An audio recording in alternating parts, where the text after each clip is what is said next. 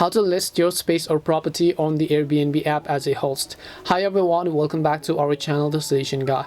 In today's video, I will guide you on how you can list your property as an Airbnb host, so just make sure to watch the video till the end. In order to list your property as an Airbnb host, all you have to do is go ahead and launch the Airbnb application.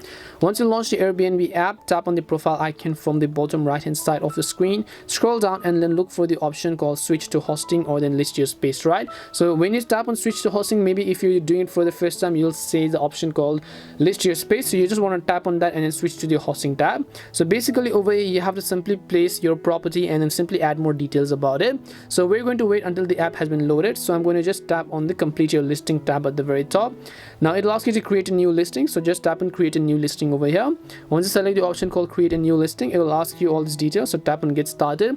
You have to select the place where your property is located. You have to select the type of room that's given, the amenities, the facilities, and so on. After you fill in all those details, you'll be able to successfully list your property on the Airbnb app. That's all it takes to list your property on the Airbnb app. We hope the video was really helpful, and if it did help you, then make sure to leave a like and subscribe to the channel. And if you have any more questions though, feel free to leave them down.